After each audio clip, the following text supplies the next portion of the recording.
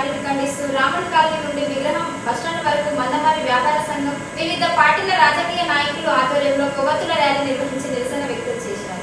ఈ సందర్భంగా సూరిబాబు మాట్లాడుతూ పర్యాటకులపై జరిగిన కాల్పుల ఘటనలో 30 మంది మరణించగా మిగతా వారు గాయపడ్డారని అన్నారు. కేంద్ర ప్రభుత్వం ఈ ఘటనకు పాల్పడిన ఉగ్రవాదులను కఠినంగా శిక్షించి మళ్లీ ఇలాంటి చర్యలు పునరుద్ధరణ కాకుండా తగు చర్యలు తీసుకోవాలని తెలిపారు.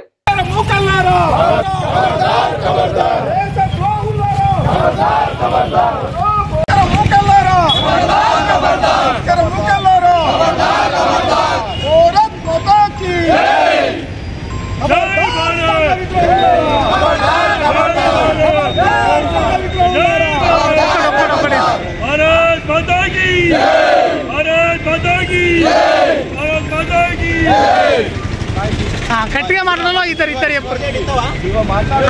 ఫస్ట్ అన్న మాట్లాడు ఫస్ట్ మాట్లాడు తర్వాత ఓకే ఓకే చేస్తే రాదు మళ్ళా.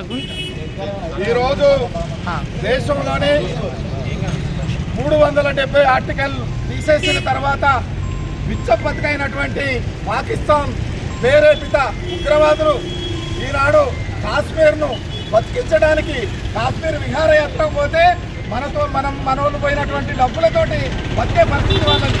అయినా కూడా వాళ్ళు మతాన్ని అడ్డం పెట్టుకొని కేవలం 1947లో యుద్ధ సమయంలో ఏ విధంగానైతే బట్టలు ఊడదీసి వాళ్ళు ఏ మతానికి చెందిన వాళ్ళని నిర్ధారించుకొని వాళ్ళు ఏ విధంగా కాల్చిర్రో అదైతే భారతదేశ వ్యాప్తంగా ఉన్న ప్రతి పౌరుడు ఖండించాల్సిన విషయం.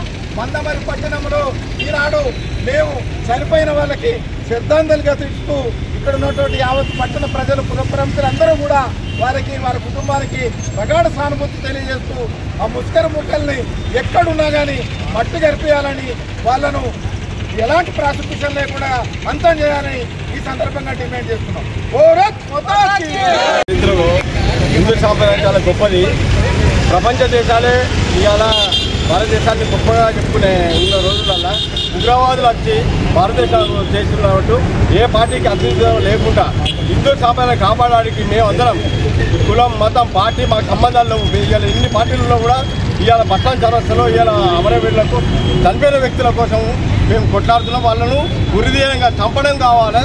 దానికి నరేంద్ర మోడీ గారు అమిత్ షా గారు 100% ఇమ్మీడియట్లీ యాక్షన్ తీసుకుంటేనే ఇలా భారతదేశం బాగుపడుతుంది. 100% చెప్తున్నా. దీనికోసం మేము శ్రద్ధాంజలి ఘటించడం మా అందరి నాయకత్వంలో చేస్తున్నాం.